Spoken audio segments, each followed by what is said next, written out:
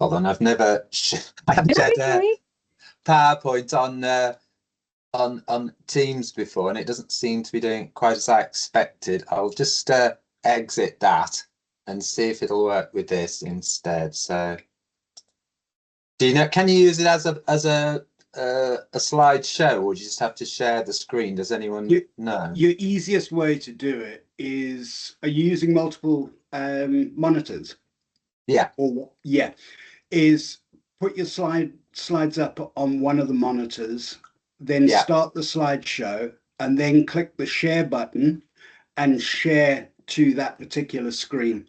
Okay, right. Yeah. It's your easiest way of doing it. I can do that. I'm sharing that now. Does that work? Perfect. If you just put that onto presenter mode, you're good to go. Is that working? Yeah, that's it. Perfect. So do I can't see you when I'm doing this, so I'll just carry on as I'm going. Okay, that's fine. So have you got the full screen now? Are you seeing that? We've got the full screen, and Simon, I will look after the chat alongside with Emma. So yeah, we can look after that part. Great, thank you very much. And yeah, so if anybody wants to interrupt, I really don't mind if there's something important, you know? That's great. Okay, we'll start off. So and also, if you could perhaps give me a time call at Melanie at 1:30, just so I know how we're doing. Yeah, at 1:30. Yeah, that'd be lovely. Yeah, just so we know how far we've got through. Yeah, perfect. I've added a few more slides, so I'm not quite so sure how long it'll take. So I can always speed up or cut out some slides, so that's fine. Okay, so I'm Simon Tickle, and my background is, some of you may know me, I worked in general practice in Northampton for many years, and since 2017 and full-time since 2019, I've been working in the gender clinic in Daventry, and Daventry is the so-called Northants GIC. These are the team that we have. There's 4 doctors, 2 psychologists, 3 nurse practitioners at the moment, though we're recruiting another one. We have a speech and language therapist and a peer support worker.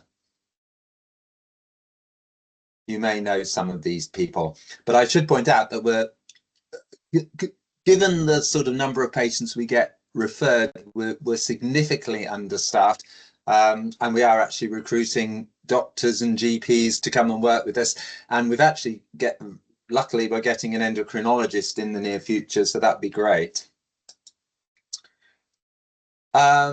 This covers a little bit of what I've said already, but is one of the things that we do on our website to sort of show patients. So we're one of 7 national gender clinics in the UK.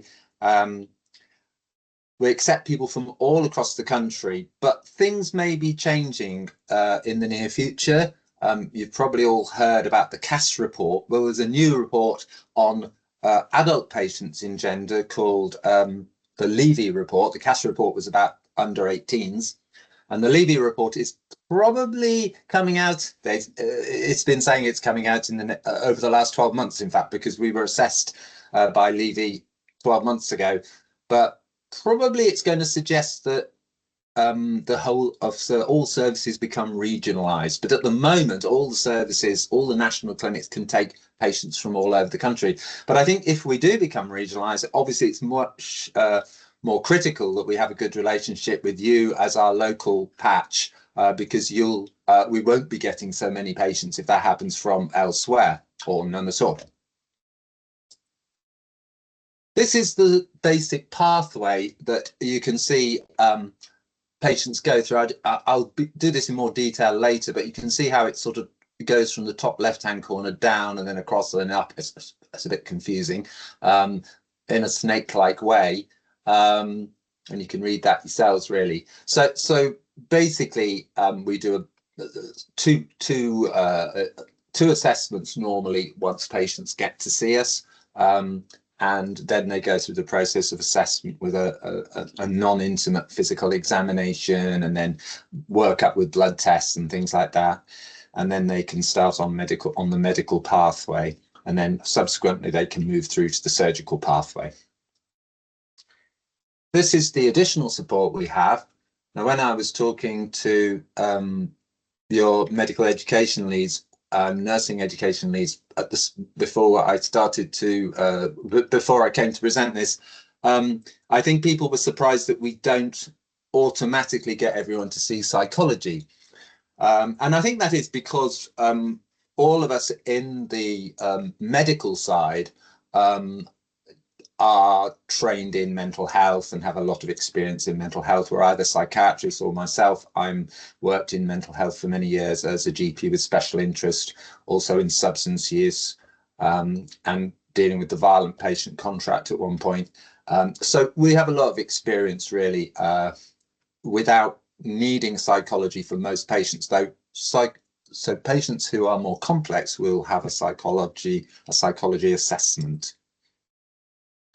As you saw there as well, we have other staff as well who are involved in that, like I'll just go back actually, the peer support worker and speech and language therapist, who also have very strong sort of psychological input. Speech and language therapy in gender obviously is mainly to do with trans females who are wanting to change their voice to sound more feminine.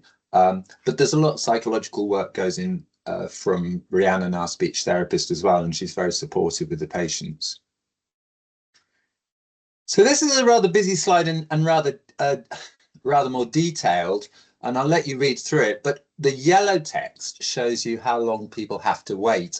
And sadly, at the moment, if I can you actually see my pointer? I don't know if you can see that, perhaps you can.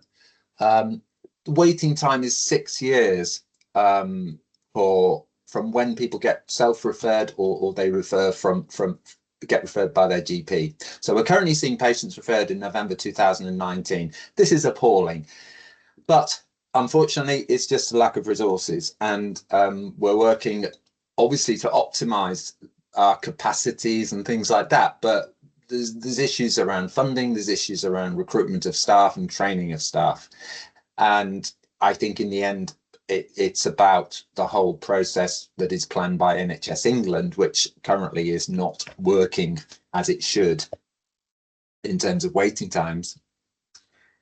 The assessment process usually takes about 6 months. We have 2 assessments, and as you can see, there will be an extended assessment in complex cases for people with more psychological issues that are complex and difficult to deal with. Perhaps people with quite severe autism as well will be included in that. Once we've done the assessments, the nurse will telephone the patient and sort out the sort of organisational stuff like autobiographies that we like to see, the shared care agreements, blood tests, and that sort of thing. And we offer a physical examination. It's not essential or mandatory, but we feel that it's often reassuring for patients, and also we have picked up some things which probably wouldn't have influenced the management too badly, but on the whole, we're in a sensitive area where there are medico legal issues, and I think to actually not do a physical examination, it can seem negligent or lacking in sort of interest in that side of things, which I think most people would think we should be. In fact, changing hormones in people, there will be very few conditions, primarily hormone sensitive tumours, which would be a problem in terms of medication, cross-gender medication. Medical management, oops, sorry, I'll go back again.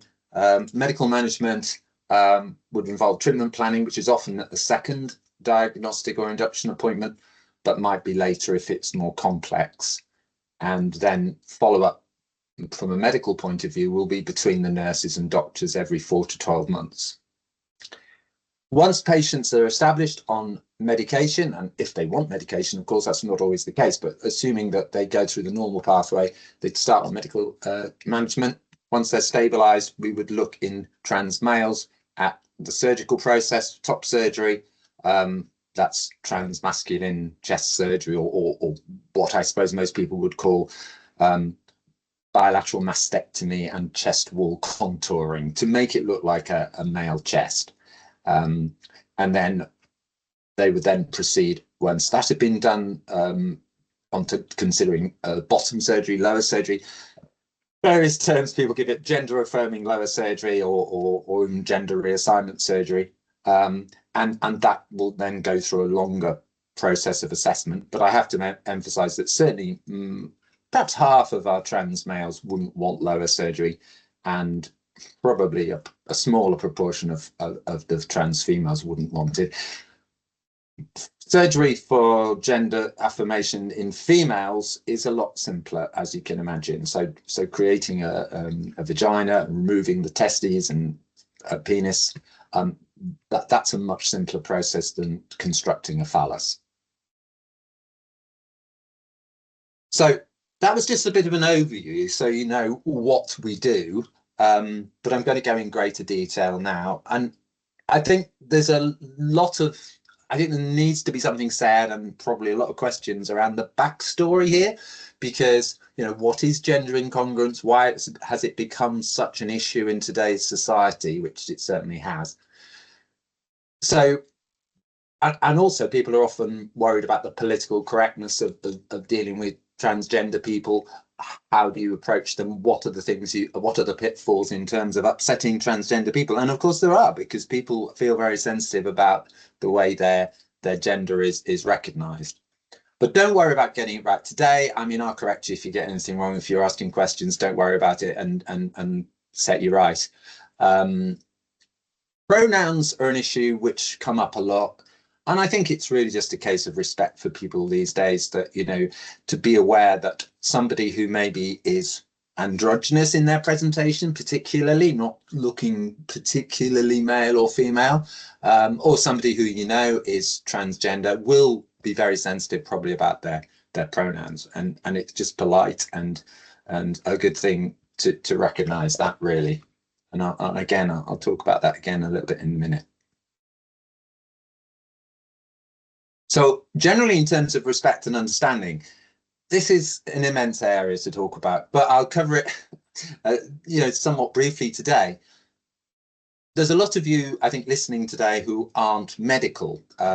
So initially, I think when I was preparing and when I was sort of presenting these sort of presentations, there were mainly GPs or medical students, people who are already in the medical world, maybe some nurses. But I understand, you know, when we're talking about these PLTs with primary care, there's a lot of people, and that's really good, because often we don't get to talk to those people who are in reception or sort of peripheral sort of roles in primary care.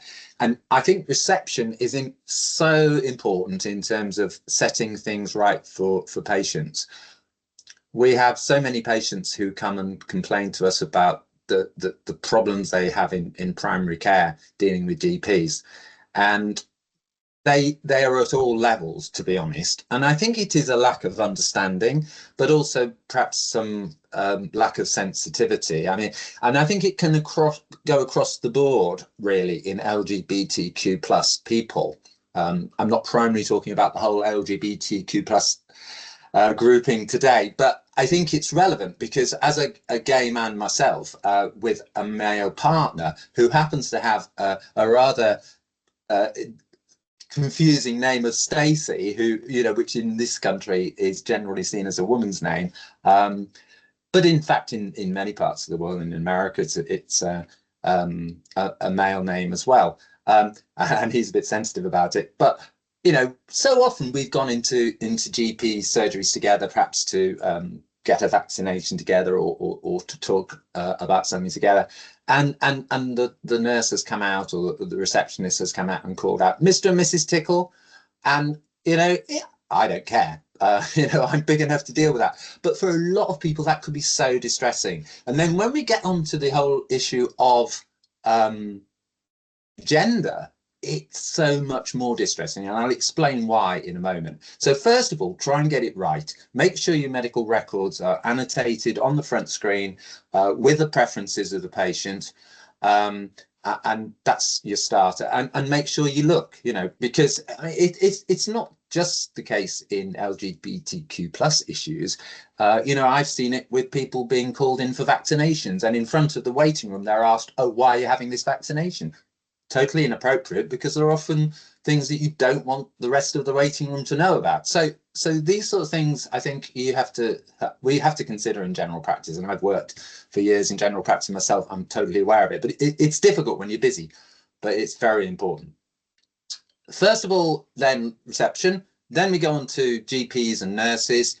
First of all, let me say that gender issues are not rocket science. We deal with a very small number of drugs, medications, and once you've got your head around it, it's pretty straightforward. Non-cooperating GP surgeries have been an increasing problem for us in recent years, not so much at all in the Northamptonshire and Leicestershire area, where most of the GP practices are very cooperative and very helpful. One or two haven't been. But it is a legitimate thing for GP surgeries not to cooperate if they feel unskilled, or if they feel potentially also that they may have some conscientious objection to gender transition, which some people will on the basis of their religious beliefs or whatever.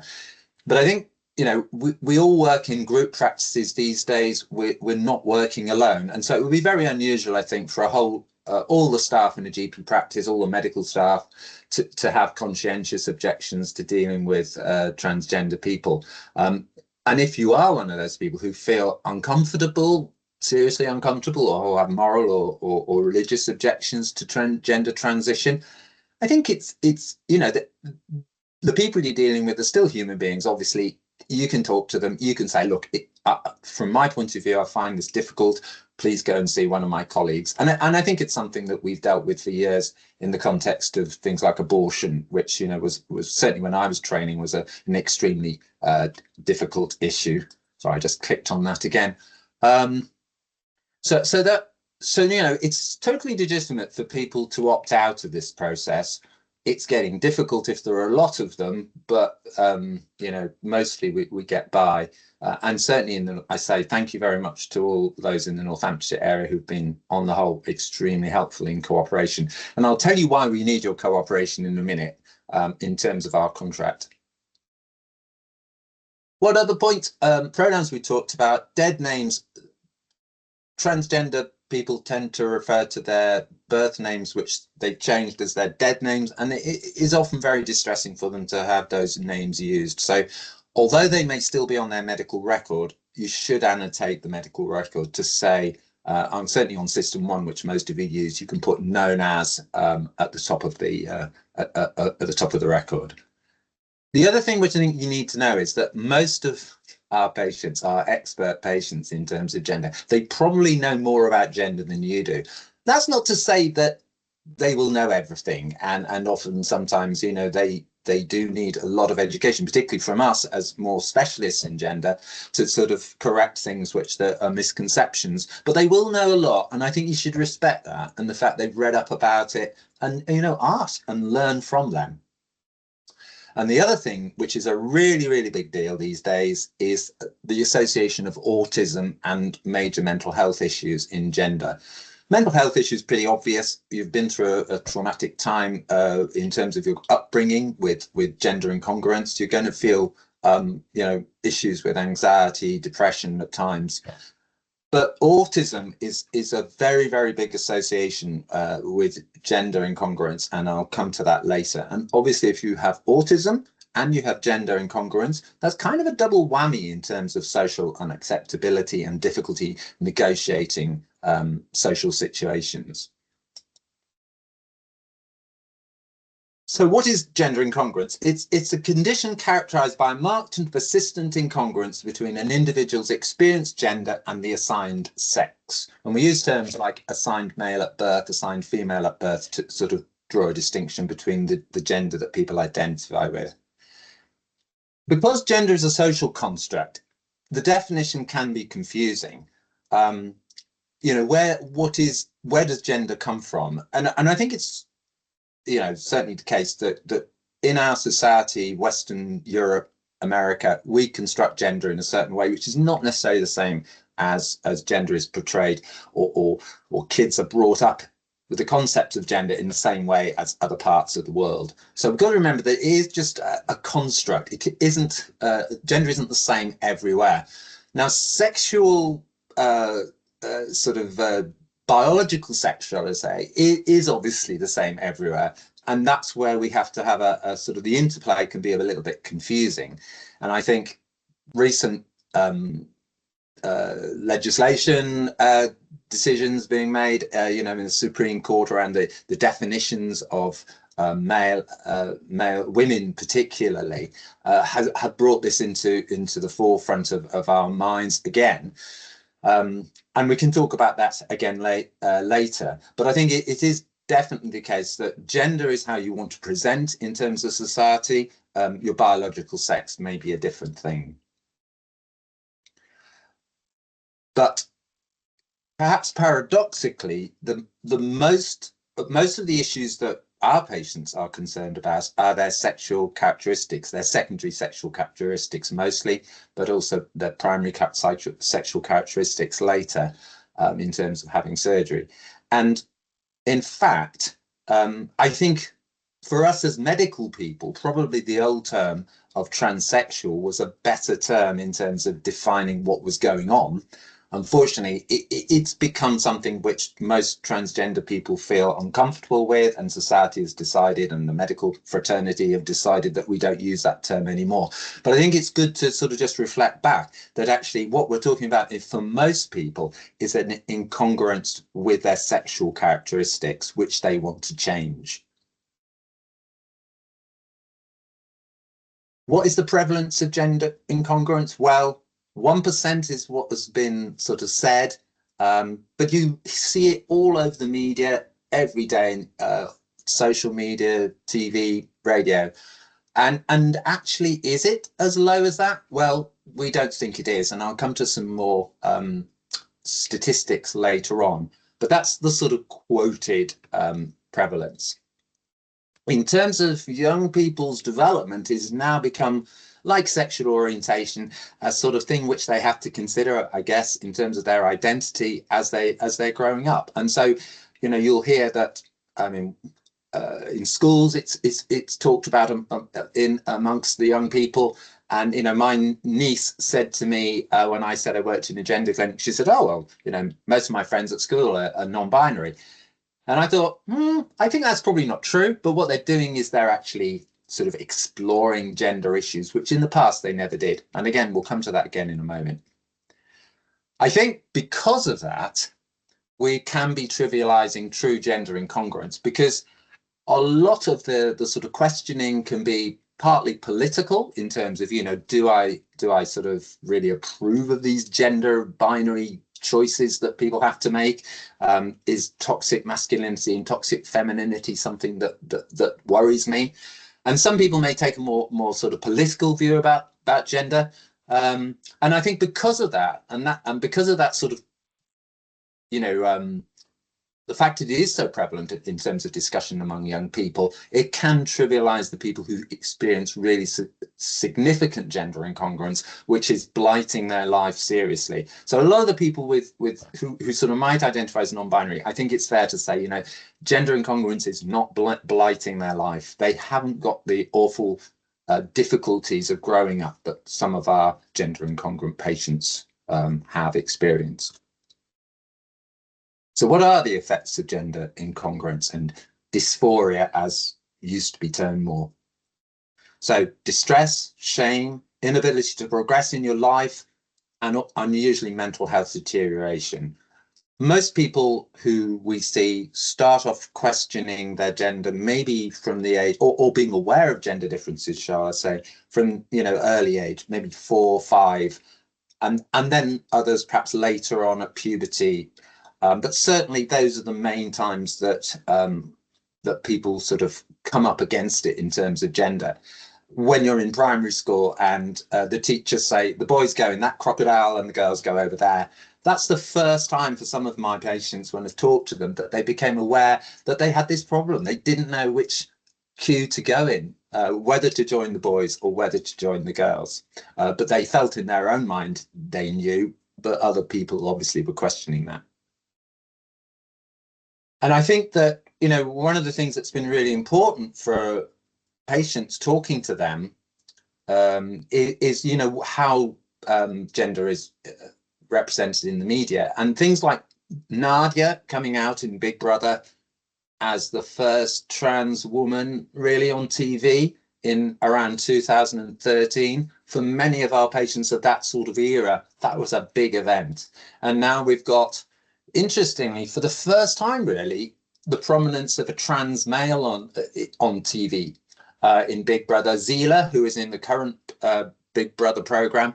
And I can imagine that that's going to have another big effect on young people, because actually trans males are not, they have a very, very low sort of shall we say visuality in social media and on the TV and everything else. We don't see trans males very much in public life. Most people who think about transgender people think about trans women, and actually so role models are difficult to find, and I think the other thing is that, you know, because they go under the radar, and often don't, you know, quite happy to go under the radar and find it quite easy to go under the radar, particularly once they've started testosterone, we just don't see them, and they can be somewhat ignored. In some ways, that, you know, they're luckier than trans women because it is easier for them, but they can still it can still be very difficult for young people growing up when they fail to actually see that any sort of role models in society who they feel they can identify with.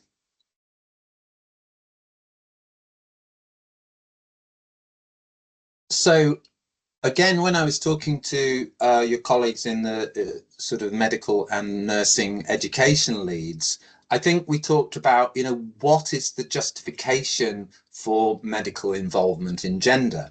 And I think, you know, some people question this or are concerned about it. A lot of people are. I think one problem we've got with this is, and it came up very much with the CAST report on treating young people, is that we're very short on traditional and sort of, you know, the sort of double-blind crossover trial element of evidence base, which people look for in medicine these days when they're justifying treatment.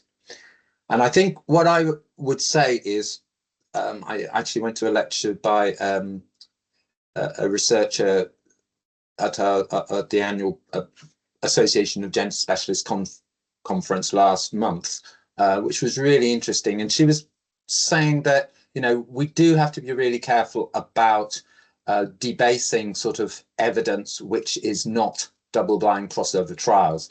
The problem is that for this sort of medicine, it will be very difficult to do ethically a double-blind crossover trial anyway. And even now, when the government is supporting more research, they're not going to happen. So we're going to have to look at other forms of evidence, which will be softer, it's true, but nevertheless, you know, when you have to do something about something because it's a problem that's there, you can't just say we won't do anything because there isn't adequate evidence. You have to do something, because what will happen is, you know, if you don't treat or respond to people who are gender incongruent and are experiencing gender dysphoria, the problem doesn't go away. It just gets worse.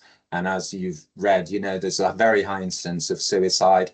I wouldn't like to use that as the sort of main reason for treating people. That you know, that's a pretty extreme negative effect of dysphoria. But the actual distress in people's lives caused by gender dysphoria in people who are gender incongruent, and the benefits and the you know, the the sort of quality of life improvement that they experience when they are treated is amazing. And unfortunately, you don't see that. I see it. I talk to people every day, and I can see the difference it's made in their lives and the benefits it's had for them, which is really, really encouraging and makes it very well worthwhile working in the field. So is transition beneficial, is the question I suppose you then ask. This was a US trans survey in 2022 in America. Obviously, very different society to us in many ways, certainly in terms of its religiousness, which is much greater in terms of, you know, of the US. But anyway, 94% of people said it was a positive effect on their life to actually transition. And you can see 79% a lot more satisfied, 15% a little more satisfied. So there are very few people who didn't get benefit from transition. And certainly our experience and the experience of very many other people who've done research in this area is that the number of people who regret transition is very small, but of those, the vast majority are likely to find it difficult because they meet resistance, or because it's, you know, there are risks associated with the surgery or other factors like that. So it's not that most of the people who actually regret are actually not regretting from a personal feeling that they've made a mistake, though there are a few, it's true. The vast, and we're talking probably about less than 1%, even less in our survey that we did recently of our own patients. So less than 1% of people are regretting it for reasons that they feel they've made a mistake. They're regretting it because they find it too difficult to continue because they're meeting opposition, or that, you know, the medical side effects or surgical side effects are so great. So do people retransition? I don't want to argue for the benefits of gender transition in terms of, you know, just saying, well, we should do it because of suicide, and we don't also want to just use retransition as the argument why we should be cautious. But we don't want people to change their minds. Obviously, it's a bad thing. But if you look at the figures, only about 2% of people are thought to retransition, and some of these may remain unstable about it. It's true. Some oscillate, but most of them will reach a situation where they feel comfortable. And I say it's only 2%, and that our own survey has shown that, as you can see there. And we talk about reasons for retransitioning or detransitioning as core or non-core reasons. And as I've said, the vast majority are, or certainly half of them are, for sure, are non-core reasons. They're very evident. Pressures from family, you know, their surgery's gone wrong. They maybe can't cope with the whole process socially. But if you look at the half who have core reasons, so it feels like it's from themselves that they've somehow made a mistake, even those, it seems that a lot of those probably have got quite strong external factors influencing them. So they're probably even less than 1% who actually feel they've made a personal wrong choice. And I think that is very important because, you know, if you think of any decision in life that we make, how many people actually, and how many of those situations do only 1% of people feel regret? This is a very small number. You know, if you go into a certain profession, 1% regret rate, pretty good. What about getting married? Well, you know, if 1% of people regretted marrying, we would be in a great situation in terms of marriage, but it's more like 50%. Are there risks for retransition? Are there red flags? Well, really the only major red flag, I think, is true dissociative identity disorder. And I mean, it's pretty obvious if you've got the feeling that you have different alters within your personality, which maybe have different genders, that's going to be very, very confusing. And I think that's something we have to be very careful about and help people with, and, you know, put a usually significant delay on any decisions. Autistic condition, or autistic spectrum condition, is a very, very common association with gender incongruence, as I'll show you in a minute. So on its own, it's not a reason for being cautious, but some people with severe autism may be confused about gender in such a way that we would need to delay things like and have more thorough and more extended assessments. And what about adverse childhood experiences? Well, I think on their own, adverse childhood experiences don't seem to be a major cause of people wanting to retransition, but they could, in certain cases, if they're severe and early on in terms of sexual abuse and stuff like that, be just first of all associating extra stress in people's lives, and we would want to identify those and help them with them. But on the other hand, it's rarely that they seem to actually influence people's gender perception. In fact, even though you might think they would. And here's just a rather to simplify it for people who are more visual as well, in the way they learn. and also for just to sort of take some of the complexity out of it. These are the sort of ways, if you like, gender incongruence may occur, and what happens. So looking on the left-hand side of the screen, are there congenital causes, intrauterine, hormonal, environmental causes? Is it all due to microplastics? We don't really know, but certainly the environment and the sort of periuterine environment which embryos have to deal with these days is significantly different from perhaps it was in the past. So complex and unknown causation. Psychosocial positives of being cross-gender, well, there may be for some people, and I think I would say that applies to some autistic people, that for them it can sometimes just seem more like a best fit rather than that they are seriously distressed by their condition or their birth gender, their assigned gender at birth. But that for them there is definitely a best fit in terms of their gender, and that may involve changing to non-binary or the opposite gender. Are the psychosocial negatives of the assigned gender? Well, yeah, I mean, basically, I guess it's true. Men have a better life in most societies, including our own, than women in terms of advantage. You know, you look at the glass ceiling, they talk about pay and that sort of thing. So there's lots of advantages you could look at, and not everyone would see them that way, but there are some advantages that men can have over women. So does that influence people? Well, it's possible, but I think when you talk to people, you don't get the impression at all that, you know, they're doing this because that it's going to get them on in life better. It's because they have this feeling inside themselves of dissonance, of incongruence. And what stops people? Well, there down the middle, you've got barriers that you can read that: transphobia, prejudice, social conservatism, whatever.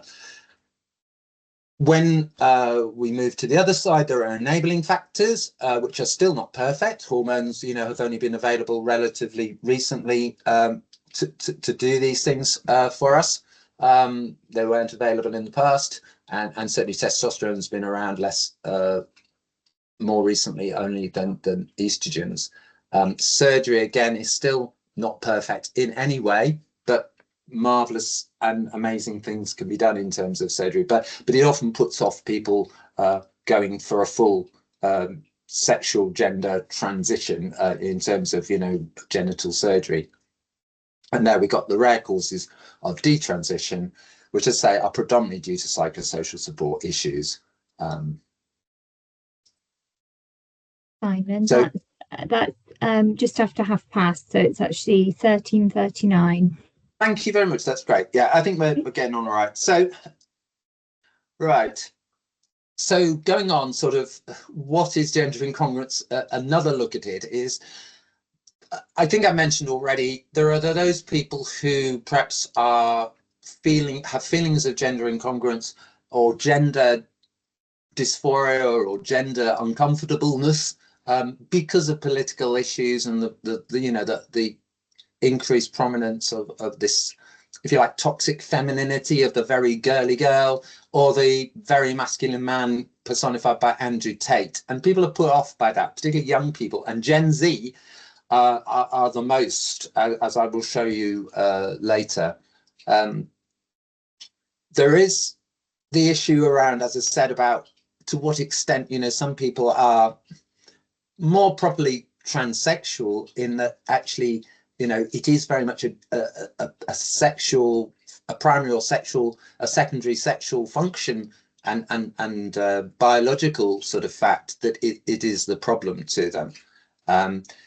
And the issues around stealth, which can sort of distort what the public perceptions are, can be difficult as well, because, as I say, trans males often transition very effectively without anybody even knowing. You know, if you ask most people if they know a trans male, very few people do, but they will know about trans females, and that's because trans males can go under the radar. And this increase in the sense of non-binary, which I said, you know, 7% of young people in a recent survey said they were basically non-binary. They didn't want to be identified with any binary gender.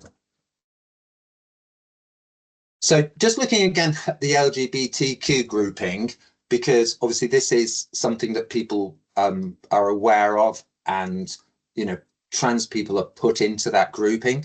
I think it's fair to say that it's perhaps not properly a comfortable liaison between the other people in that grouping to be trans. There will be certain things you'll experience, like the need to come out and shame, which are almost universal because of living in this, what is very much a cis heteronormative culture that we live in. So if you don't conform with that, you will often feel shame, and you'll need to come out because people won't assume. People assume that you're basically straight and cis. I use the term cis in case you don't know that. Cisgender means that you're not trans. So basically, normal people won't be. No one will sort of ask their kids mostly. Do you feel that you might be trans? Certainly, society doesn't sort of present that usually as a question to people. It's getting more the case that people perhaps consider sexual orientation as something that they will be asked by the parents, or the parents might discuss with them. But trans issues still very likely not to be. And it's interesting that the sexual orientation sort of, if you like, sort of discussion in society and it becoming more obvious, although it's been there for centuries, has only come about relatively recently, and trans issues are perhaps 20 years on from that in coming out in society. And the other thing that people get confused with trans issues as well is that somehow sexual orientation is linked to being trans in some way. No, they're totally separate variables. The only thing that can happen is that I think when people are growing up, sometimes they will particularly say, a good example might be, say, if you are assigned female at birth, you're growing up as a girl, and you're attracted to other girls, that can initially make you think that you might be lesbian, but then you might realize that actually it's more because you feel more of a male identity, and that's why you're attracted to girls. So actually you then become heterosexual. So it's just more about a confusion in sort of trying to sort of identify this in your own mind, as they're totally separate variables. And the other difference, I think, between the transsexual, transgender side of things is that you have to have that medicalized. You don't go to the doctor and say, can I be gay? Or could you refer me to somebody to help me be gay? But you do have to do that with being trans, because you can't do it on your own. So up until now, I've been talking quite a lot about what's been changing in society and how does that affect us in the clinic. So a few points making here that, what we see in the clinic is a very small subset of a much larger population of people who might identify as genderqueer or gender questioning or non-binary, who probably never get to see us, particularly as we've got a 6-year waiting list. So it's likely that, they might sort themselves out before they actually get to see us. That's slightly sort of ironic comment, but it's true. Trans awareness has followed a significant number of years behind sexual orientation awareness. So, things are still much like they were when I was growing up or earlier in terms of sexual orientation. They are now the same. They've got to the point perhaps in terms of trans awareness. This situation I mentioned you before, the Gen Zs, 1997 to 2012, increasing numbers of people are questioning gender, and it's often in relation to what they're getting in terms of their social feeds around femininity and masculinity, and not liking that. Though that's, this is an interpretation. I'm not saying that's the reason, but that's part of it. There's increasing acceptance, I think, in society. And it's interesting that, so many people still say they have to come out. And the fact you have to come out is just a demonstration of the fact that we are in a very normalizing community where, if you're different, you have to state that you're different. And those points are made at the bottom. We do know that it causes significant distress. And I think that's the thing that maybe one of the main points I'd like to get over today is that it's not just a trivial choice. It is for the people we see, it is about a blight on their lives. And also, we are making new ground. It's a bit like COVID. I sometimes think, you know, when COVID sort of became an issue in 2020, 2021, you know, nobody knew quite what was the best way to respond to it because it was a new threat. We didn't know how it would affect society. We had no concept of what lockdowns would do, but we had to sort of find our way. And this is very similar with transgender issues. The history hasn't been written yet, and it won't be for many years.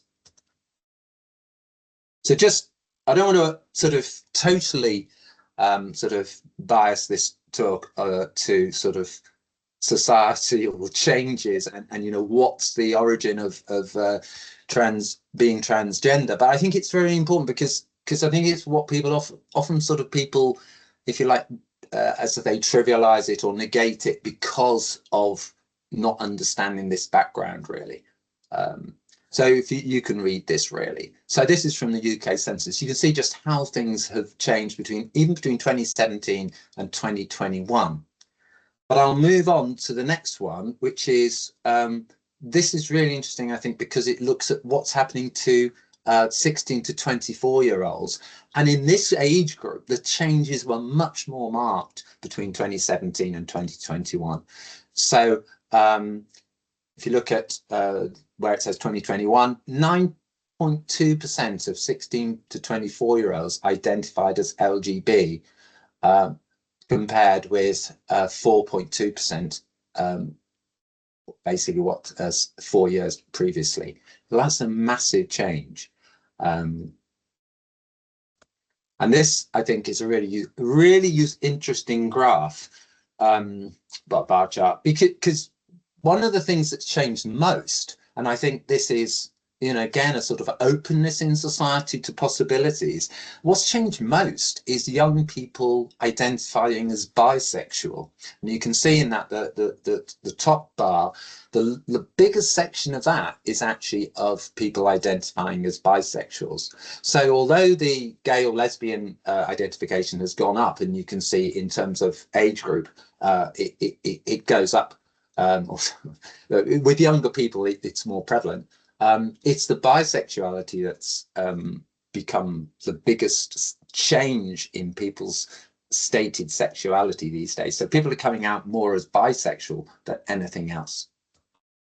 And I think in terms of gender, again, we're talking about a parallel to this, but operating later in our society. And you can see that this is the first time in 2021 that the government actually looked at transgender in society, and you can see the sort of numbers there, but these have changed since then because we're moving on at a pace.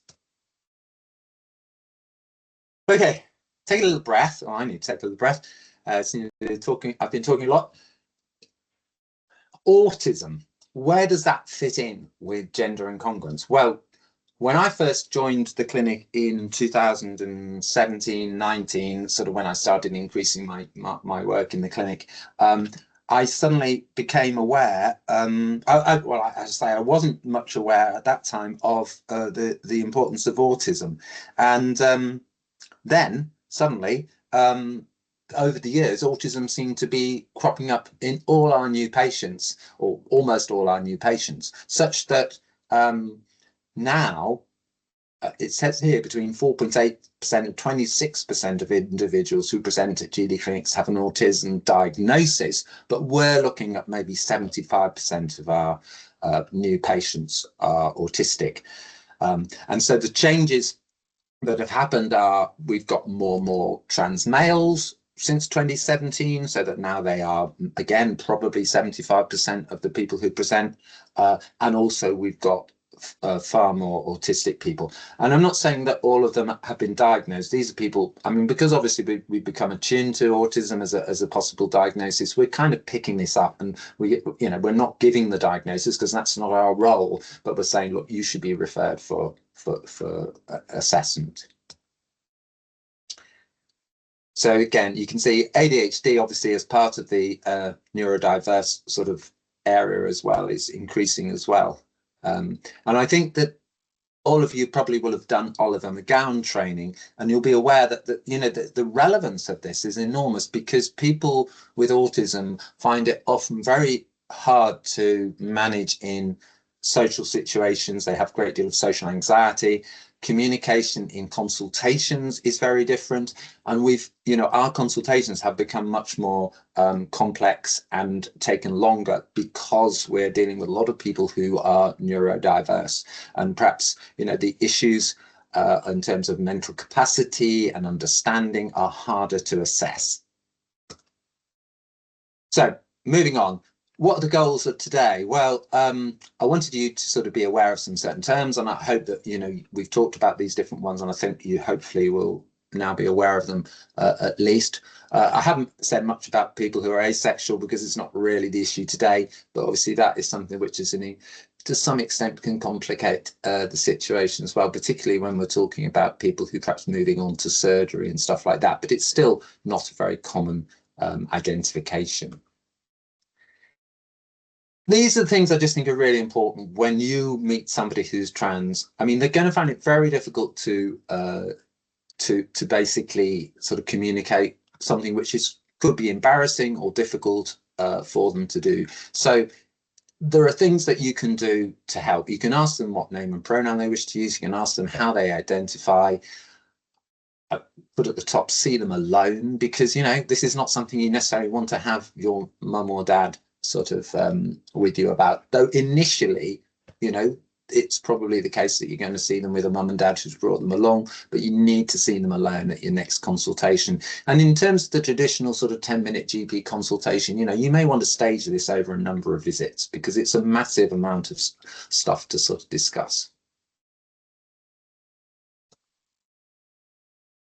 So further things that I'd like you to be able to feel confident in is talking with people. But I think that some of these things, I would say, if there's one member of your practice, perhaps a GP or a nurse, who wants to take a lead in this, for them to come along to our clinic, and we're very happy for you to sit in and observe, because nothing better than personal experience in terms of training over this.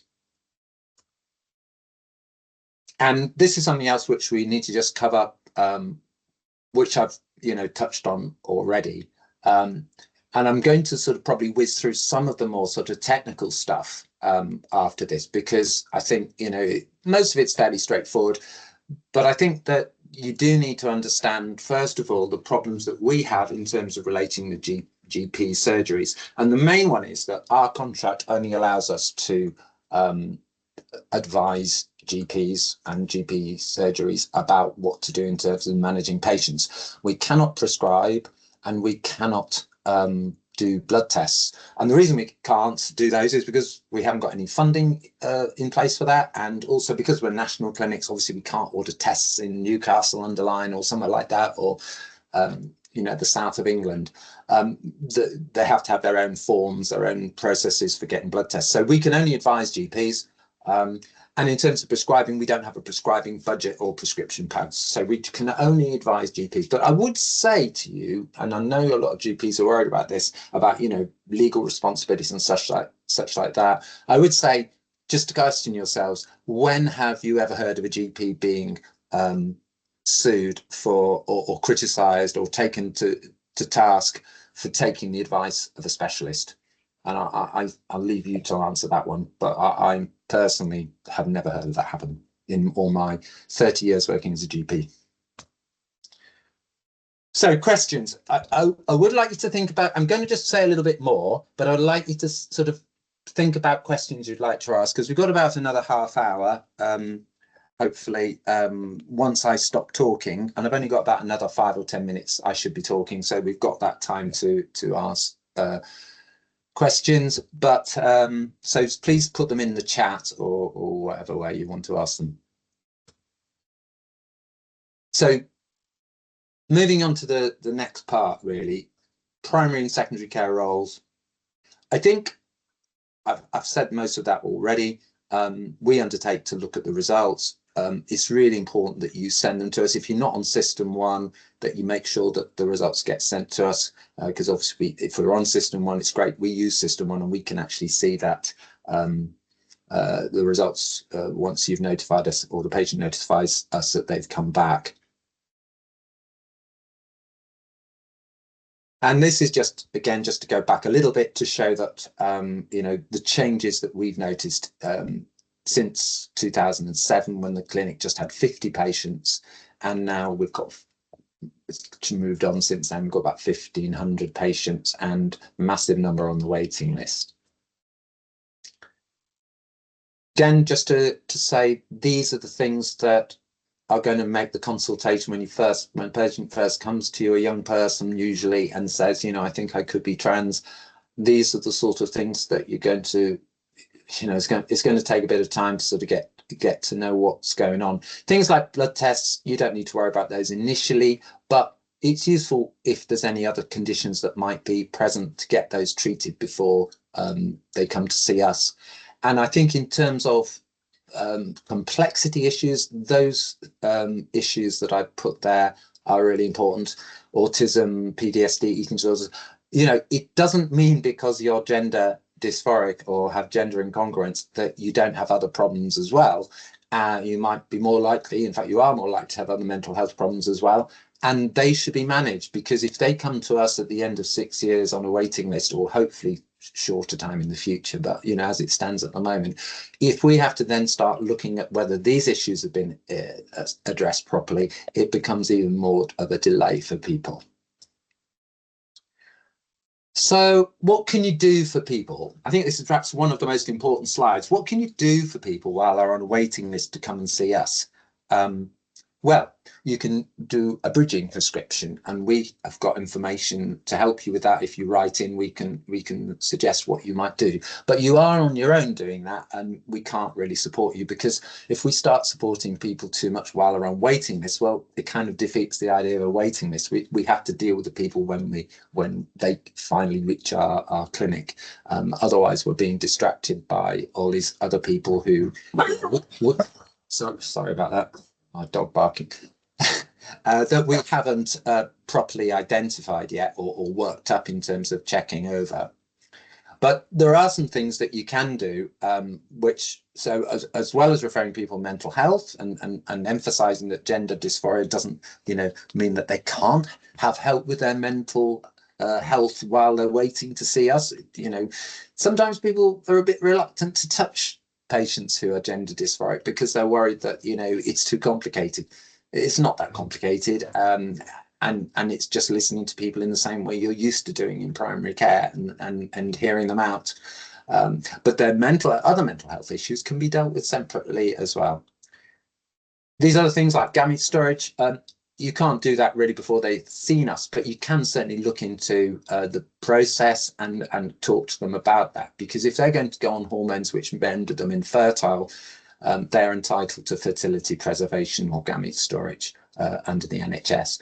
And then talking about sexual health, again, is something, because often if people are distressed about their gender, it may be that they'll be more likely to be making unhealthy sort of sex decisions and putting themselves at risk. What do we actually do? Well, you can see there, we've gone through some of that already, and you can see that there are very few medications that we actually use, and there are ones that you're familiar with in other contexts. So then it's not massively difficult if you did decide you wanted to go it alone and prescribe.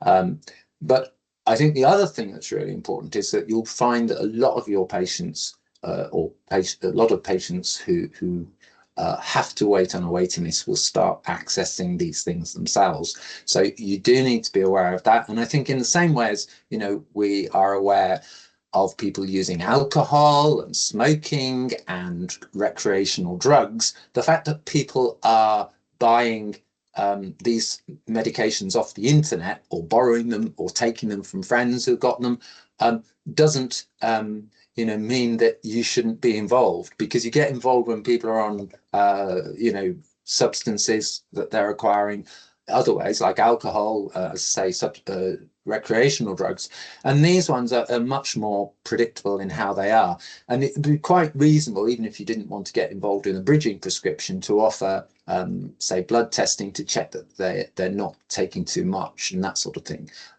even if you didn't want to prescribe, because that's a very sort of standard sort of harm reduction approach which you'd take in terms of other issues in general practice. This is just very quickly just to show you what our psychology team will do. There's a lot around minority stress, which can apply, you know, if you're autistic and if you're LGBTQ plus. Shame is universal, I would say. You'll probably be familiar with the film It's a Sin. You know, being gay in today's society, or bisexual, you know, has got its shame attached to it still. It hasn't gone away. And being trans is another cause of shame for many people. And there are some people growing up in families who do not understand it at all, and who are very negative in the way they treat their kids who are presenting as gender incongruent. And you can see the other issues that there. I mean, we do try to run groups. We were just starting groups for people on the waiting list as well. That's a difficult one, as I said, because it's just like taking on a vast amount of work. But people will be welcome to join the welcome workshops that we run while they're still on the waiting list. They haven't been up to now, but they will be from now on. And we're running a social group and we're running an autism group. These are the types of medication we use in greater detail.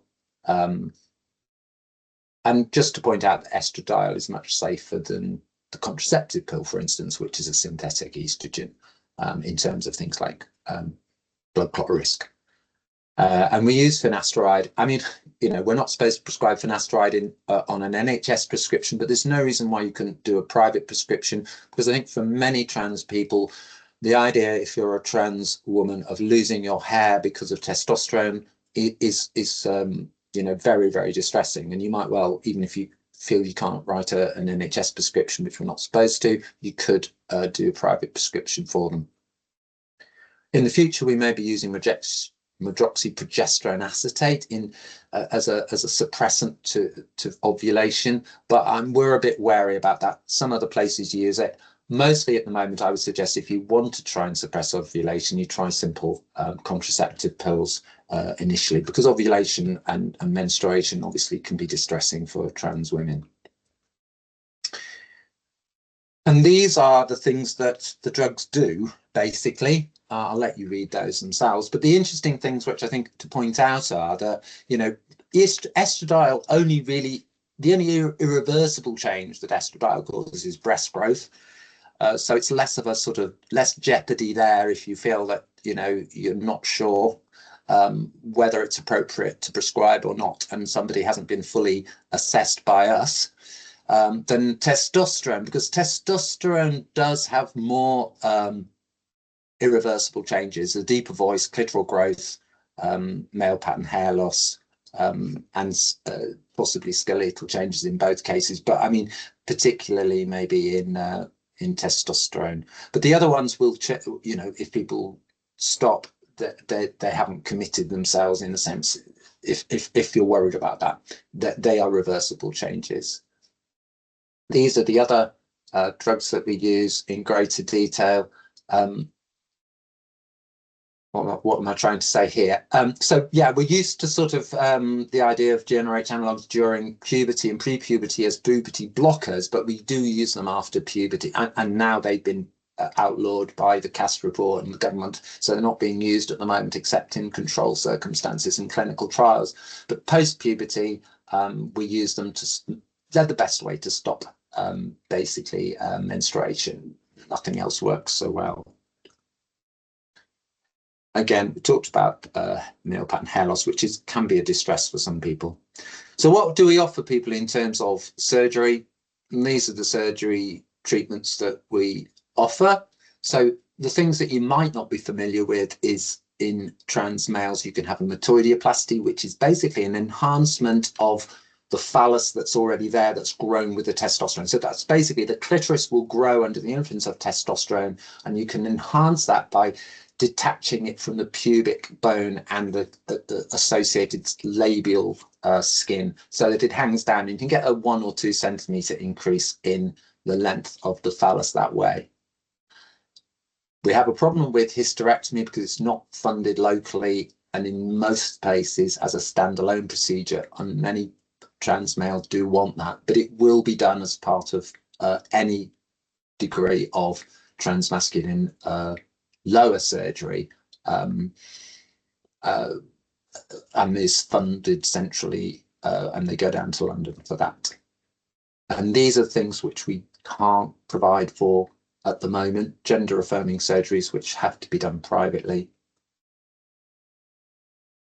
So I think we're sort of near the end now. I'm going to wind up because we've got 7 minutes past 2, and I'd like to have at least 20 minutes for questions. So these are the things you can do. I think about gender incongruence, and while people are waiting for a GIC appointment, most of those things I've mentioned already. The ones I haven't are BMI, because BMI, if you don't manage it, is going to be a barrier to surgery, and a barrier to hormones if it's over 40. So getting people to get down to reasonable body mass index while they're on the waiting list is a massive help. If they come to us and the BMI is over 40, the protocols currently say that it's not safe to start hormones, or it could be unsafe to stop hormones if they're that weight. And I think the other thing which we don't talk a lot about is being aware that many people are now coming to us self-medicating, and I think you should support them with that, and offer them blood tests, which I think is totally legitimate. And we'd be able to offer you advice about that if you wanted. Do you want to join us? Well, we'd be very grateful, because actually training takes quite a while. Most of it's through experience in the clinic, and we need more staff. There's some references and questions. Okay, thank you. Thank you, Simon. There's quite a lot of questions in the chat. I don't know if you want to kind of go through them, or how's best. Yeah. Right. I think Rhiannon has answered a couple. Yeah, Simon, I've been trying to answer the ones I feel comfortable answering, but there's some obviously I can't answer because they're medical. Okay, so what, you've answered those by sending chat responses, have you? Yeah, but only a couple. Great. Okay, yeah. Okay, there's a lot here. I mean, have you, Melanie, managed to have a look? Is there any themes that we could look at? There's not themes, they're all quite different. Okay, I'll have a look. Let me see where we are then, because I'm go up to. I think that one's answered. So if we go to just starting with the ones I've got today. So yeah, I've given you my email, so you can ask me questions that way. Where does cross-dressing fit in? We'll start off with that one. Well, Simon, I think you know. Oh, you did. Feel free to answer it again if you want, but we can just move on. Okay. That one I haven't answered. Any evidence that a pregnant parent's expecting a boy and then has a girl? Will this have any bearing on congruence? Yeah, I mean, just to say about cross-dressing, I think you know, very few people now. I think it can be an issue that's a bit of a sexual turn on to cross-dress, but I think for us, it's often a process in which people start to assert their gender and explore their gender. And, you know, things like cosplay can be really helpful in that when people are younger. But in terms of people who come to us with issues around cross-dressing, I don't think it's an issue these days, because I think it was often in the past, before people could properly come out, that's what they did. But not everyone who cross-dresses is trans. Usually they're not trans, actually. No, exactly. And I think people cross-dress for all sorts of reasons, and it can be quite you know, sexual turn on or whatever. I think it's important to say that, you know, the patients we see, you know, although you're supposed to sort of, if you like, exclude the fact that people might be transitioning for some kind of sort of financial gain or sexual interest, you know, it's almost never is the case. I think it's fair to say.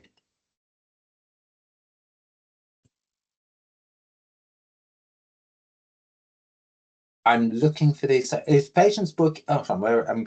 Did it? I would go back up to that, the cross-dressing one. We've answered that, and then it's from there downwards. So there's one from Claire at 1349. Date 1349. Okay. Yeah. What about the 148? That hasn't been answered, is it? Any evidence about the pregnant parents really expecting a boy? I mean, is the answer we don't know? So is there any, where's that up to? Paddy Leyden? Oh yeah. Is there any evidence that if a parent is really expecting a boy and then has a female child, could this have any bearing on congruence? Well, I'm not saying it couldn't have an effect on the kid. I mean, you know, anything where a parent has an unreasonable and unjustified expectation of their child is going to be potentially psychologically quite damaging. So, you know, that I think would just, as a general principle, but what would it influence them in becoming a different gender?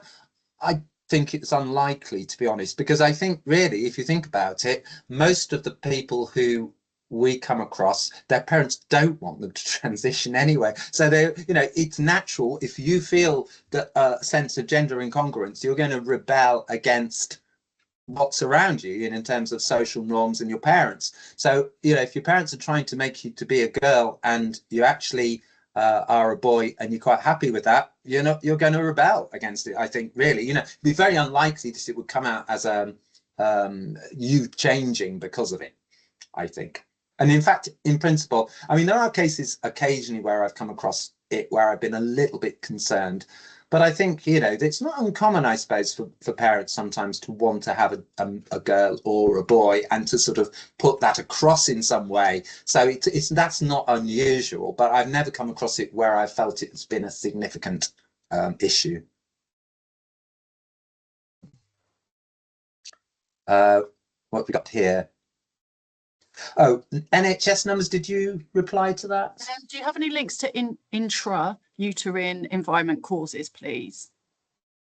No, I mean, the only thing I think we can say is that people have done research much more on autism in terms of intrauterine causes of autism, because obviously we know that autism is congenitally linked in some way. I mean, you know, people with autism usually have quite strong family histories. It's usually, you see that in the history you take. And so autism is linked to gender. So people have thought, well, is there some connection there? There have been some, as I say, research on autism and looking at hormones in the uterus, and perhaps there has been some evidence, I believe, that testosterone has been more prominent in some cases than you'd expect, you know, among female fetuses, which could have had an influence. But I think in terms of gender, because gender incongruence appears sporadically, it's quite hard to do research into that, because you don't, you know, the number, if we say that the incidence of gender incongruence is between 1% and 3%, how do you actually do research on pregnant women? It's very difficult. Is there any longitudinal data on people that have transitioned at 5, 10, 15 years?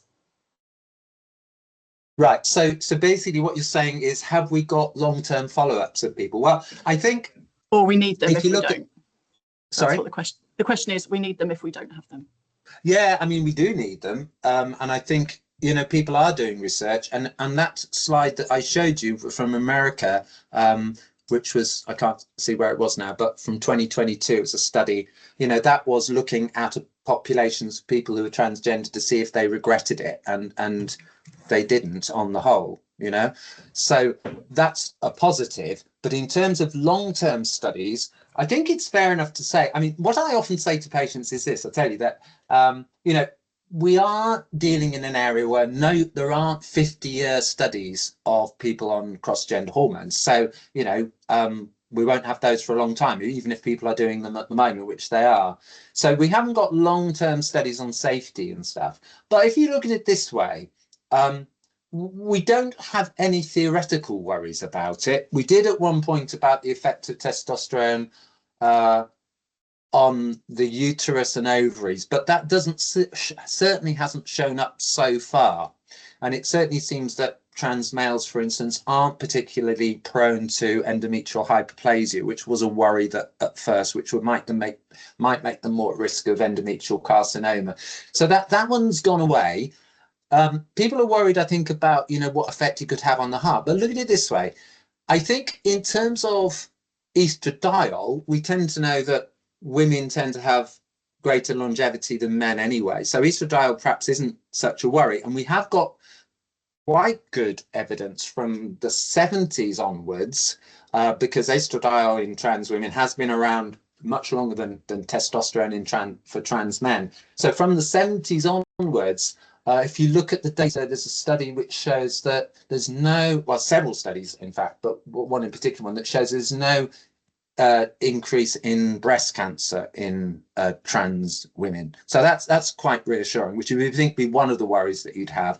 And if you look at the morbidity in that study over quite a long period from the 70s onwards, none of the things that people were dying of seemed to be linked to, there was an increased mortality and morbidity in the estradiol treated group, but most of that seemed to be related to the environment they were in at that time and society at that time. So, for instance, they were dying more of lung cancer, but there was increased smoking.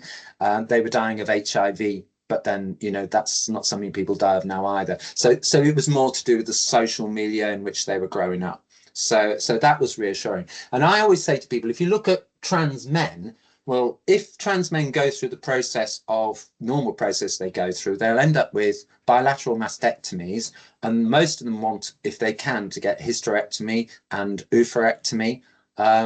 So if you then look at that, you've got rid of the main cause of death among women in terms of cancers, which is breast cancer, because they've got rid of their breasts, and they don't have prostates. There is some analogous prostate tissue, but they're very unlikely to get any problems with that, and certainly they wouldn't get any more than a cis man would. So they don't have prostate cancer, and they've got, if they do have hysterectomies and oophorectomies, they get rid of ovarian cancer and endometrial cancer. So yeah, you'd have to have an awful lot of increased risk from somewhere else to counteract that.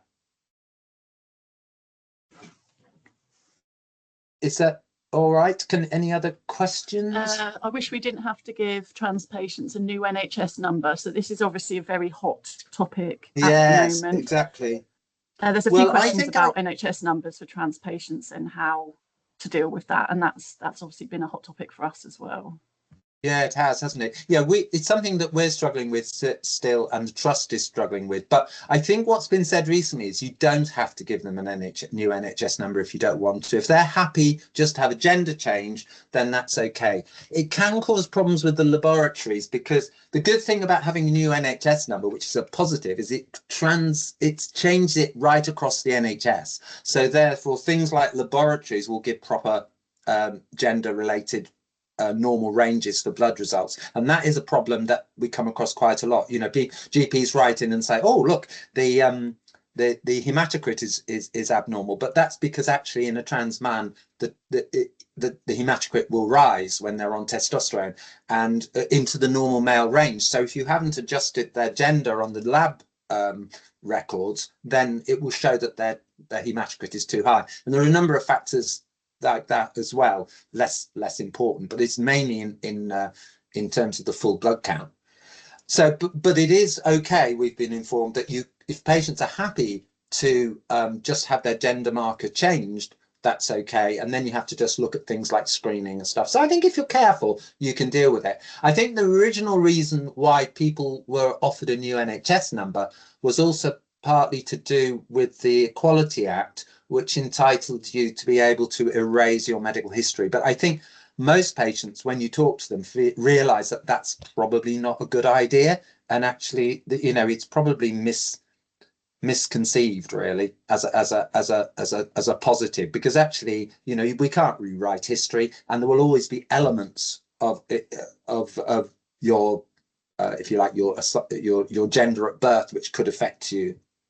So to change it and remove all your history seems crazy. Also, if you're on estrogen or testosterone, then you know, anyone who sees your medical record is going to question that. So they're going to know, they need to know why you're on it. So, you know, I think it was misconceived personally. So I would say just change the gender marker if the patient's happy with that.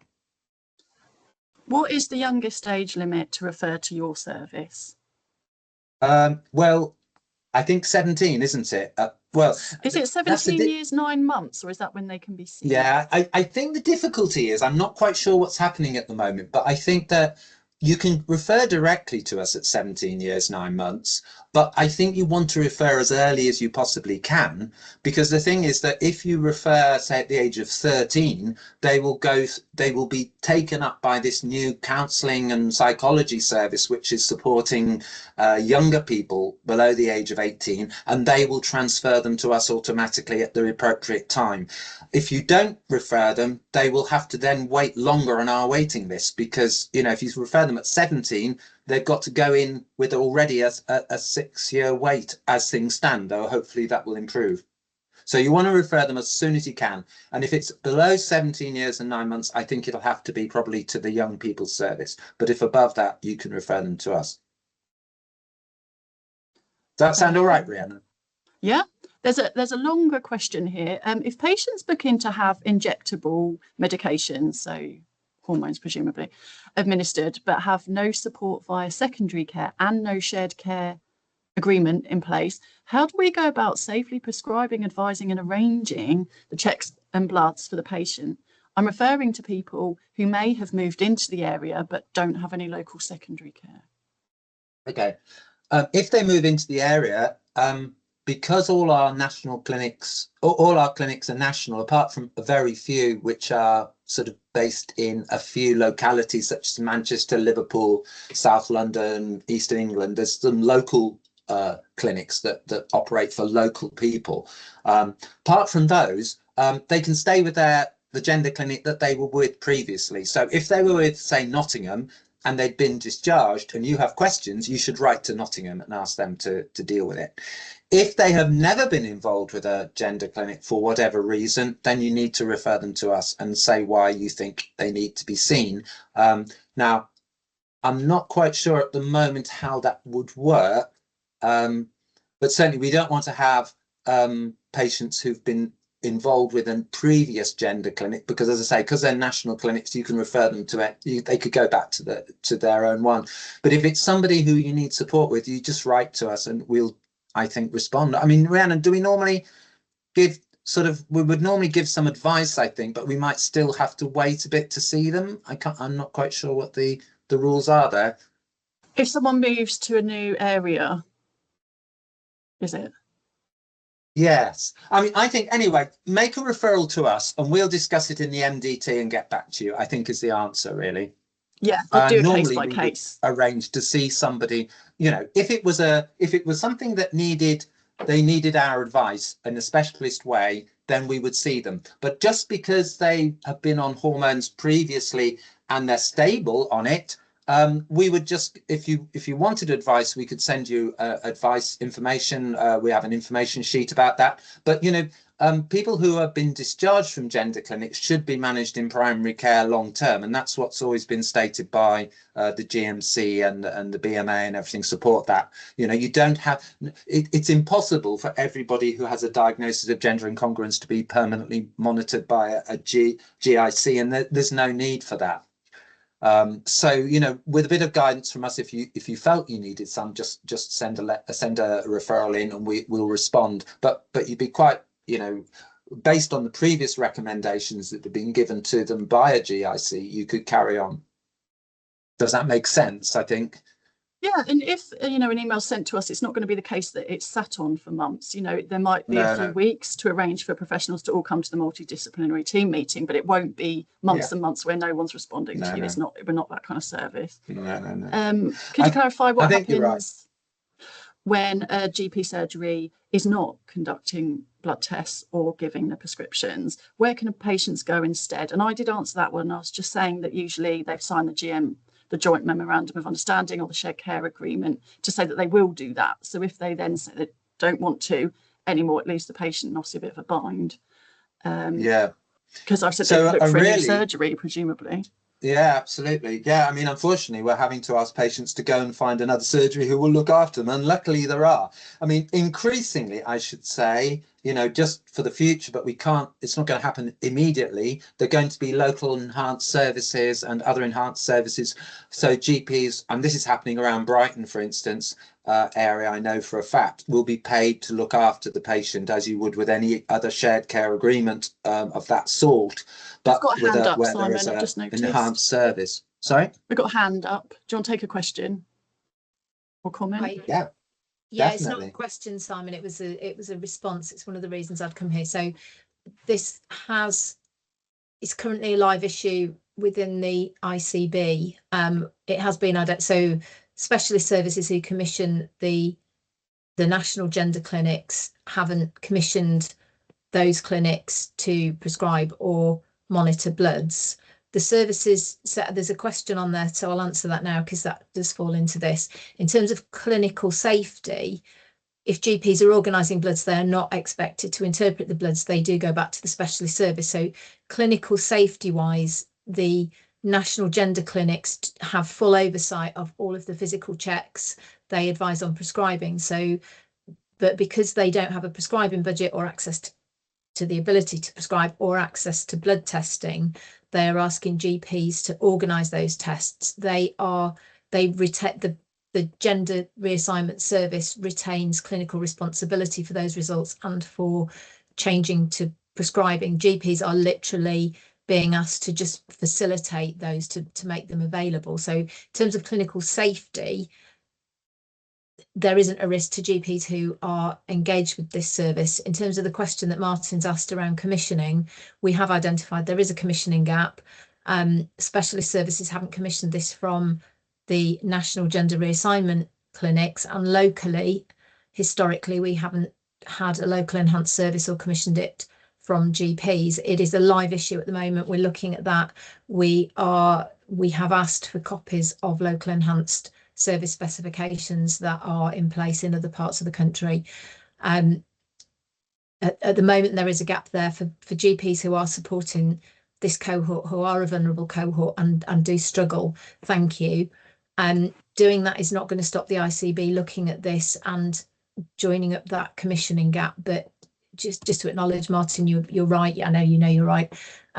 This is a commissioning gap locally at present. The Northampton and LLR cluster are looking at this jointly at the moment. Leicester in the same boat. I'm hoping that answers all of those questions. But if there is anything else, please come back. I think that's really helpful what you said, Emma. I would also say that I do think as GPs, you know, if somebody comes to us and they come from another area and there isn't an immediate you know, supervision in place from a gender clinic, or they've been, or say they've been discharged previously, you know, it's potentially very is the word dangerous? No, potentially very disruptive and harmful to stop a prescription that's been initiated elsewhere. And if the patient transfers in, you should carry on with that prescription, but we will be willing to give you advice if you write into us. Is that okay? Shall we leave it there? Oh, I see somebody did mention about different uses of different types of estradiol. Just very quickly. Yeah, it applies with trans women. We would use estradiol sprays or gels or patches in preference to tablets. Yes, safer. Yeah. Simon, there's one more that is clinically quite significant. There's a number, but this one I think is an important one. What about increased risk associated with early menopause for women transitioning? So women, so we're talking about females to male transitioning. Female to male, yeah. Well, I think the point there is that if you transition from female to male and you're on testosterone, well, that will take the place of your natal hormone. And so the fact about an early menopause is not really particularly relevant. There are cases where people are on blockers as well, and you wouldn't need a blocker once somebody has postmenopausal. So that is a factor, because it's silly giving people, it would be unnecessary to carry on with blocking the pituitary function, the FSH and LH with a gadolinium analog after someone has gone through the menopause. And that's a bit of a tricky one. Normally you'd probably stop it when you think they had gone through the menopause, and then once it had worn off after, if it was a 3-month injection, you'd then do an FSH and LH and see if there was actually any ovarian function still, because some people obviously go on with ovarian function later than 50, but certainly you wouldn't think about that below 50. Maybe after that, between 50 and 60, you're going to do a trial of stopping the blocker and then seeing what happens. There's quite a few more questions. I don't know if we're out of time to answer them all. No. Maybe if I have a look at them afterwards and email people. I mean, Simon, you can go ahead. We put a buffer in of 10 minutes for people to go and grab a coffee because it's a big topic and we thought people might want that. So if people want to go and do that, please go and do that. The next session's at 1:45. It's a short 10-minute session, but if people want to stay, and if you're both happy to just stay and answer a couple more, then fab. That's great. There's also another colleague from the GIC here, isn't there? Rhiannon, are you there? Yeah, I'm sorry, I'm late. Yes. I've just joined. No, that's okay. Yeah. Shall we just do an introduction? Yeah, I realise I haven't done mine. You go first, Rhiannon. Yeah, so my name's Rhiannon Daniels. I'm one of the clinical nurse specialists here at the GIC, also a non-medical prescriber. As part of the very small GIC team we have here, there's 2 NMPs and 1 Band 6 mental health nurse. And what our role in the service really is to follow up all the patients that have been initiated on gender affirming hormones. So for the first month, Simon's probably explained that we kind of see them every 3 to 4 months to make sure we can stabilise their treatment.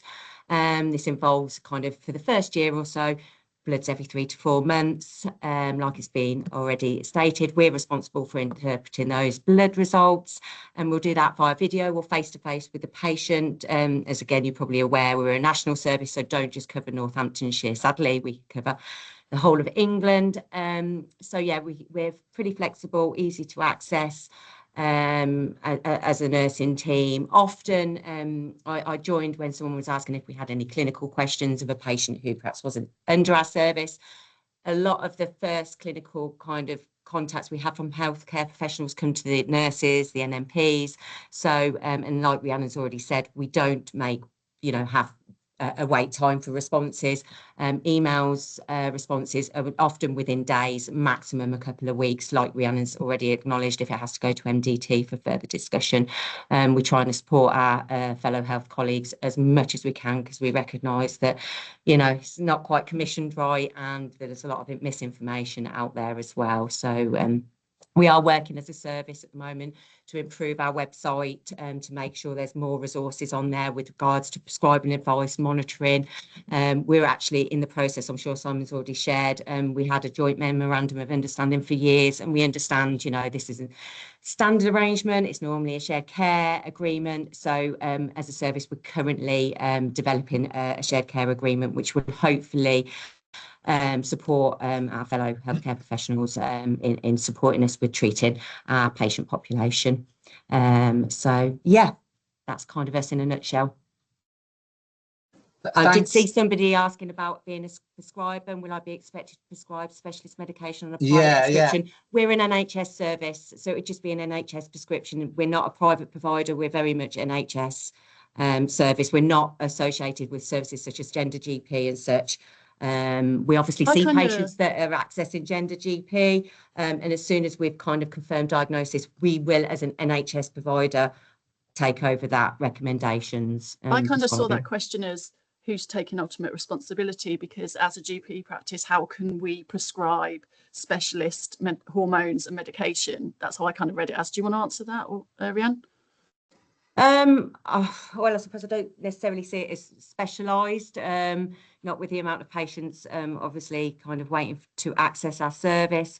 Again, I mean, we are here to support other healthcare providers, so if anyone had any concerns, any questions, anything at all, quite happily arrange to meet and talk about the prescribing. But ultimately, I think it was it Emma who said, if we're requesting it, it's just about facilitating. We're actually responsible for the recommendations we're making, and also kind of the interpretation of the blood results as well that we're requesting. So this is all going to be, I mean, it's quite clear in our JMOU, but it's going to be obviously as clear in our shared care agreement, which that's been approved and agreed, which we hope will be very soon. Yeah, I think I agree with you, Rhiannon, as well. Just to say that, these are drugs that we use in general practice in all sorts of ways. They're not drugs that we're unfamiliar with, and they're only a slightly different application. And if you're prescribing testosterone estradiol,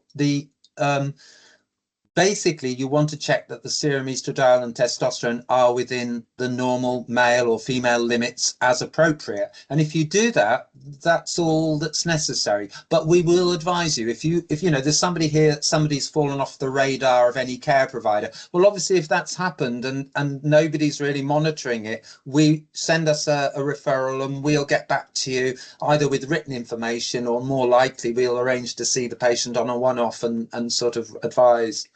So don't worry about that. There's one very different question I did see, which was, how do you know the difference between gender incongruence and a delusional disorder? And I think what I would say is that if you look at how to diagnose delusional disorders, monodelusions, single delusions, are very rare actually in mental health care, where somebody has one single thing which they're deluded about. And so if you take a history, you'll find that there will be other issues in terms of their mental health that would give you the clue that this is not just a single entity. But also, there are positive diagnoses for gender incongruence, which is the history and the consistency of people's feelings about their gender incongruence, which almost always starts, as I say, very young, maybe even 4 or 5, but certainly is coming along at puberty.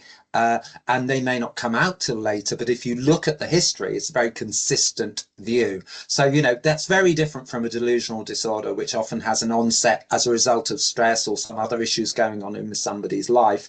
And the only thing that sometimes people worry about is things like body dysmorphic syndrome, and those two can occur together, in fact, body dysmorphic syndrome and gender incongruence. But again, the body dysmorphic syndrome tends to be a very specific thing, and if you take the history, you realize that people have if you look at the associated things with body dysmorphic syndrome, and you look at the list of symptoms people have, they're very rigid in the way they look at things. They often have other factors like, if you try and correct things, they don't actually make them feel any better. And you also find that they're very resistant to any sort of psychological intervention to help them deal with that. And they're just very fixed on one particular body dysmorphic issue, really. And there are a number of other factors. So the two can exist together, but again, it's very rare. We're talking about great rarity with that. Do you want more questions? The only thing else I'd say is that, if you've got more specific set questions, I see there are some about sort of, how do you monitor this and stuff like that. Send us a referral or an email about that, because I think, they're too specific to answer here, really. This might be too specific. It's a medical one. Do you want it, Simon? Go on. When prescribing estradiol for HRT, we usually prefer transdermal since they do not increase VTE risk, unlike oral preparations. Is it logical to extrapolate that the risk to trans female patients and use that risk to trans female patients and use transdermal estrogen as much as possible, especially if there are other risk factors for VTE? Do you ever use Lenzetto estrogen spray in trans feminine patients? We definitely would use transdermal is the answer to that. And we would also use the estradiol spray if it's available in your area and it suits the patient. But whatever you use, you do have to check serum levels. And we normally suggest with both testosterone gel and the estradiol sprays and gels to check the level 4 to 6 hours after a dose, after regular dosing, and then that should be within the cis male or the cis female level. And I noticed another one which related to that, which is about subcutaneous estrogens. They're rather more difficult to monitor if people are actually self-medicating, because we don't prescribe those, but some people do obtain them from elsewhere, and it's quite reasonable for them to do so if they find the other methods of using estrogen difficult, but it's harder to assess the levels. And if you wrote in, we can advise you on that. Who interprets the blood results? The doctors, or with advice from an endocrinologist if need be. So which doctors? The GP doctors? It's not the GIC? Oh, sorry, no. The doctors in the clinic will interpret the results for the ones we're recommending. I mean, obviously, if they're managing their own patients, they, you know, as I say, once patients are discharged to primary care, which will be for the rest of their lives, we can't look after somebody forever. It will just be a case of monitoring, you know, as you would do, say, an HbA1c in a diabetic, or advice. Or lithium levels in somebody on lithium. So, and you know, once you've got the parameters and you know what you're looking for, and we've told you, we will tell you in the discharge letter what you're supposed to do, then you just monitor that annually. I haven't actually said who I am. I am Rhiannon. I'm a specialist speech and language therapist working at the GIC with Rhiannon and Simon. Next question would be, do you do clinical advice and guidance? Yes, and I've given the email address for the gender inbox. We've done that one. Is there going to be a local enhanced contract for GPs to fund this additional work, especially considering the numbers are going up in trans? Well, Emma, who's from the ICB, has just responded to that, really, which is yes, okay. They're hoping to look into that, yeah, but it's not available at the moment. What about the increased risks associated with early menopause? Well, I think I answered that one actually already, which is that you'd have there isn't an increased risk in a trans man, and you'd have to reassess people at the menopause to see if they still need a blocker. That would be one thing. And also we do recommend vitamin D and adequate calcium intake as well, because you know, when you're messing around with hormones, we know that they can affect bone density if people aren't using them correctly, or they're not, you know, consistent in their use.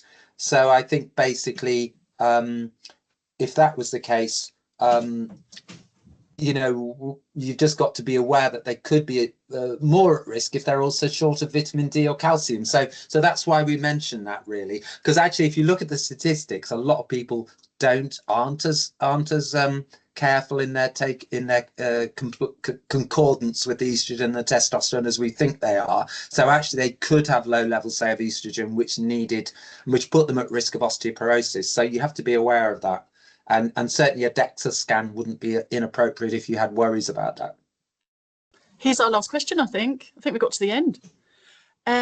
Just wondering about, you're going to have to forgive me, I'm not medical. Just wondering about subcut, no, I mentioned that, yeah, as well. Estrogens as well, and whether there is increased risk, patients who are self-sourcing this, any different tests we should be taking? Yeah, I said I think just measuring the levels can be a little bit difficult, so we'd advise on that if you write into us. But there's no risk particularly with it, and in other parts of the world it's used. It's just that we don't usually. There is a clinic in London, where an NHS clinic, where people who are, you know, who've reached the end of their pathway in terms of surgery and everything, can be referred to actually use injectable estrogen, but I mean, obviously it's only a small clinic, and so there are a limited number of people can get referred there. Most people buy it themselves, and then we would advise them on how to use it. I think that's probably enough, really, isn't it, Melanie? I think we probably should, if you're still there. Yeah, I think thank you for coming along today. I thought there'd be quite a lot of questions.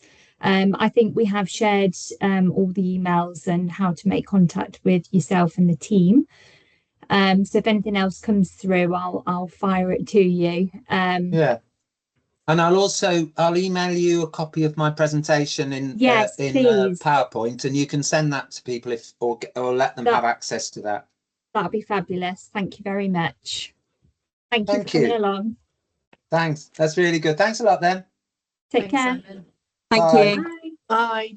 Thank you to both Rhiannon and as well for coming in, Rhiannon. Thanks. See you. Bye.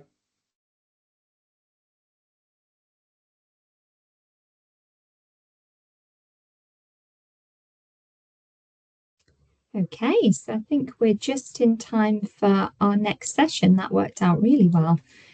Let me have a little look and just check everybody is here.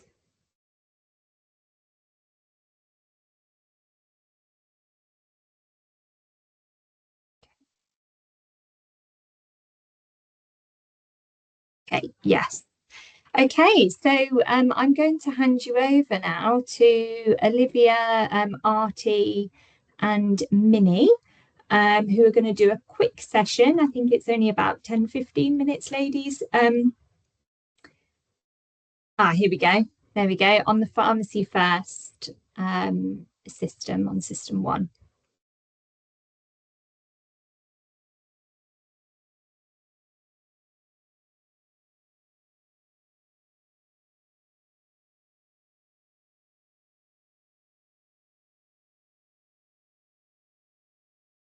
Hi everyone, can you see those slides okay? Yes, we can see them, yeah. Excellent, sorry, just put my camera on as well. Hi everybody, my name's Artie, I'm a pharmacist in the Medicines Optimisation team and I'm leading on Pharmacy First for the ICB with Olivia. Hi everyone, my name's Olivia, I work in the primary care team at the ICB and also leading on Pharmacy First, and we've also got Rita Patel with us as well, and she's from the LPC. So as you'll be aware, Pharmacy First has been in place for some time now. Our EMIS practices have had integrated referral route available from the start. Today we'll give a quick refresher on the Pharmacy First service, followed by an introduction of the new referral route, which is now available for System 1 practices. So what is Pharmacy First? Pharmacy First is an advanced optional service with two main referral pathways. The first being the minor illness, which was previously known as GP-CPCS, and the second, which is the 7 common clinical conditions, which is the newer extension of the service. Across Northamptonshire, we have excellent uptake with 123 out of 125 pharmacies signed up to deliver Pharmacy First. The only 2 that are not participating are distance selling pharmacies.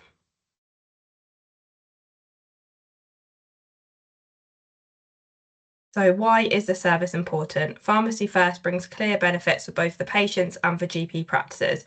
For the patients, it offers timely access to treatment and the convenience of being seen at a time and location that suits them. For GP practices, it helps free up appointments and reduces footfall, allowing clinical teams to focus on more complex cases. And why are formal referrals required? Formal referrals are essential to ensure patients receive appropriate follow-up. If a referral isn't made formally, pharmacists won't be aware that the patient may be attending and therefore not have the capacity to support the patient. Formal referrals also create an auditable trail from the initial referral to the post-notification message, which helps close the communication loop and ensures continuity of care.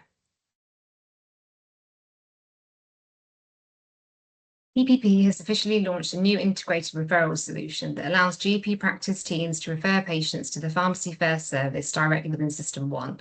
This replaces the previous referral methods, making the process much more efficient. We've included a short training video in this slide deck that provides a step-by-step walkthrough of how to send a referral using the new system for you and or your team to watch at the practice's convenience once the slides have been circulated after today's PLT session. Using the new integrated system offers several advantages, including a more streamlined workflow with fewer clicks and significant time savings compared to previous methods. If you'd like more detailed guidance or formal training on how to use the new referral methods in System 1, please reach out to Olivia or myself. Our contact details are included at the end of the presentation. We'd like to let you know about a regional Pharmacy First webinar that NHS England are hosting next Wednesday. To register, you can scan the QR code that's on the screen at the moment or use the embedded registration link in the circulated slides. The 1-hour session will be informative and practical, designed to help GP practice staff understand and make the most of the Pharmacy First service. It's aimed at everyone involved in the wide triage team, and guest speakers include Jackie Buxton, Regional Senior Pharmacy Integration Lead, and Anna Rayo, Associate Medical Director. We've created a dedicated Pharmacy First page to support practices on the primary care portal, and that includes many resources such as our one-page inclusion and exclusion criteria posters, communication materials and user guides, including one on the new referral method. In addition, there are national Pharmacy First resources available to GP practices. Links to these are also included on the slides. If you'd like to understand more about the new referral method or anything to do with Pharmacy First, please don't hesitate to get in touch using our contact details. Alternatively, you can speak to your PCN leads as we hold quarterly checkpoint meetings with them where pharmacy first queries can be raised and discussed. Does anybody have any questions?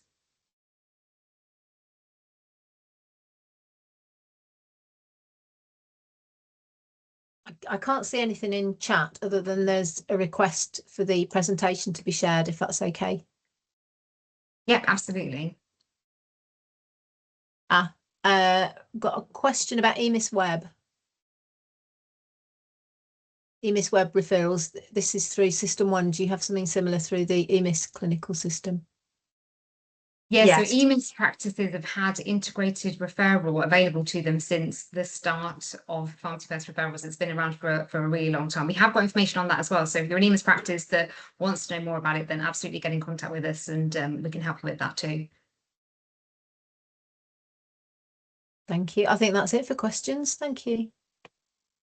Thank you. Thank you. Thank you. Thanks, Emma.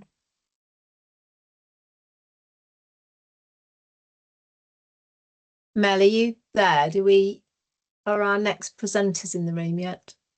I'll just have a quick look and then I just need to flip to the other. Let's have a look. We're looking for James. I think he is, yes. Hi guys, yeah, I'm here. I'm ready to go. Welcome, hi. Just going to bring these slides up 2 seconds. Thank you. Do you want to just introduce yourself, James? Yeah, absolutely. So thanks for inviting me along. It's nice to be here. My name is James O'Connell, and I work for Eli Lilly. I'm what's known as a medical education associate. My background is I'm a registered dietitian, and I've spent the majority of my career working at the specialist weight management service, Aintree Hospital in Liverpool. So I was there for about 13 years, and I do a weekly clinic there now on an honorary contract. So still backwards and forwards. So that's me in a bit of a nutshell. Today I'm going to talk to you about the pathophysiology of obesity. Is that okay, Emma? Anything else you need from me, or happy for me to crack on? Yeah, no, that's brilliant. Thank you. Perfect. The floor is yours. Yeah, so please, during this presentation, please feel free to ask me any questions and stop me, if you want to come on camera or turn your microphone on, more than happy for that, or definitely make use of the chat as well, because it's nice to have those conversations around what we're going to talk about. Today's session is usually an hour. This presentation, so we're going to do a slightly abridged version. If you did want the full session, then please just reach out to your local Lilly representative, and just let them know, and we can make that happen at a more local level, if that's something that you want. Okay, a little bit of housekeeping, I should say, not housework, before we get started. So these slides are all Lilly property, so please don't take pictures or any recordings from this, because we're not allowed to share it, especially on social media. Unfortunately, I can't share a copy of these slides at the moment, but as I said, if you want to see them again, we can arrange for a presentation at local practices or PCN level or whatever's best. So that's not a problem at all. In terms of disclosures, I've got nothing to disclose, except that I work for Eli Lilly, as I said, and I've got an honorary contract at Aintree. Hi, James. Sorry. So this Hello, session Emma.